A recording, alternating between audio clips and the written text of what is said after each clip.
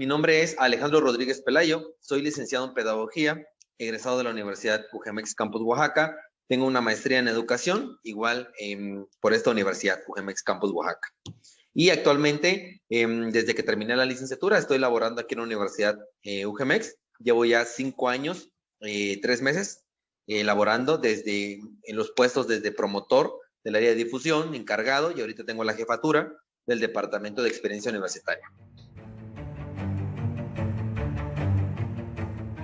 A raíz de la pandemia también, porque no solo también tuvo contrastes en la parte educativa, sino que también a nosotros como universidades privadas, públicas, yo creo que las públicas como tal tienen ya un campo vendido, ¿no? Por citar algunas, la UAP o los tecnológicos, las del SUNEO tienen un campo ya vendido, pero las universidades privadas nos enfrentamos a muchísimos problemas porque también nos tuvimos que adaptar a esta parte de promoción a distancia. Entonces, lo que tú tienes que hacer es, híjole, no solo me voy a parar en la pantalla y les voy a explicar y a darles una plática de 50 minutos, incluso puede ser tediosa. Entonces yo lo que hago es, o lo que yo haría para poderles vender mi programa de licenciaturas, mi programa de posgrados que yo tenga, es darles recorridos por el plantel de manera virtual, ¿no? Mostrarles el plan de estudios, mostrarles los costos, porque es muy importante, a veces muchas universidades ocultan el costo y con eso los puedes también convencer, ¿no? De todo lo que tú como universidad tienes para ofrecer. Yo lo que haría es eso, mostrarles videos, mostrarles, aparte de diapositivas también, clases, ¿no? Tal vez algunas actividades que también puedan hacer a distancia, porque no todo, aunque no sea presencial, pueden también hacer actividades, foros, paneles, entonces mostrarles ese tipo de actividades que nosotros realizamos como plantel y que los pueda yo terminar de convencer. ¿No? Es muy difícil, pero no es muy difícil, pero ahorita no es imposible. Hay universidades, por ejemplo, las cuales muestran o ya venden licenciaturas a distancia. Y ahorita muchísimos chicos a raíz de la pandemia aquí me han llegado a preguntar o incluso en las redes sociales me consultan mucho que si no ofertamos nosotros licenciaturas a distancia, ¿no? ¿Por qué? Porque eso ya les permite a ellos ser dueños de su propio tiempo. Entonces, eso, la pandemia trajo esto, que el alumno se adapte a su propio tiempo, que el maestro sea flexible en la parte en la cual les va a impartir la cátedra y que al final de cuentas el alumno salga muy beneficiado. Entonces, yo les haría eso, ¿no? Y si voy a impartir unas licenciaturas a distancia, pues convencerlos, ¿no? Pero mostrándoles qué ofrezco, ¿no? Lo visual. Yo me voy mucho con lo visual, porque de la vista nace el amor. Entonces, eso es lo que yo tendría que hacer. Siempre la responsabilidad recae en la universidad. Yo creo que como universidad y sobre todo como docentes, y en la parte también de los coordinadores, yo creo que el coordinador tiene a su vez un poder, una fuerza, una autoridad con los maestros, y ellos a su vez buscar esa parte de la flexibilidad, ¿no? De no ser permisivos y ni dejar que el alumno también te quiera mandar a ti a lo que tú tienes que hacer o tú te tienes que adecuar al alumno, pero sí muchas veces mostrar un nivel de autoridad, pero también un nivel de flexibilidad al alumno, porque si tú le permites al alumno también tal vez entregar, yo sé que como docentes muchas veces tenemos que entregar a tiempo las calificaciones, cerrar el ciclo escolar a tiempo, pero si yo dejo una tarea para el día miércoles y el alumno por una razón justificada me está mencionando, porque la mayoría trabajan a distancia, la mayoría trabajan, ¿eh? Entonces, si me está justificando que no puede entregar el trabajo o me está pidiendo tiempo para el día viernes, ¿por qué no permitirle? Claro, no con el mismo valor que tendría del día miércoles, pero sí recibirle trabajo. Y muchos docentes hacen eso, ¿no? Que no, si es para el día miércoles, yo cerré plataforma, cerré correo y lo siento mucho, te quedas sin una calificación. Entonces, la pandemia trajo esto, de que el alumno también se adecuara a los medios digitales. También el maestro se tuvo que adecuar a los medios digitales. Entonces, ¿por qué no permitir esa parte de la comunicación? ¿No? El poder esperar un tiempo, pero sí darles esa parte. Y eso te ayuda a que el alumno también no deserte de tu plantel. Porque si tú eres flexible, tanto en costos, también tienes que adecuarte a la parte de que a todo lo que estamos viviendo la pandemia, pues tienes que también ser flexible en costos, en pagos, no regalar la parte de educativa, pero sí ser flexibles. También como docentes tienen que adecuarse a los alumnos. Entonces, nosotros lo hemos aplicado, los docentes aquí, llegó un momento en los cuales las clases estaban los 50 minutos o las 2 horas en conectados en línea, entonces tuvieron que adecuar la plataforma que implementó la universidad. Estuvo muy buena porque también les permitía que el alumno pudiera ser dueño de su propio tiempo, porque pues, obviamente veía los foros, veía tal vez algunas clases grabadas. Eso también ayuda muchísimo a que el alumno pueda no desertar de una licenciatura, un posgrado a distancia. Entonces,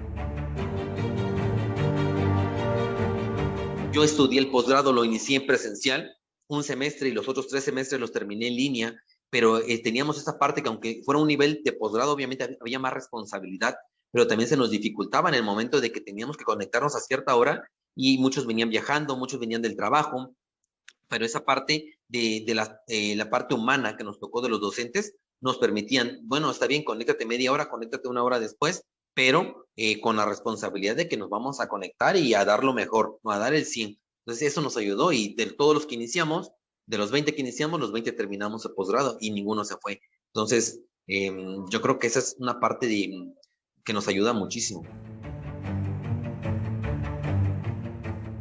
Nada, uno como vendedor, ¿no? Prácticamente de un nivel educativo, yo creo que te tienes que poner a la par del alumno, ¿no?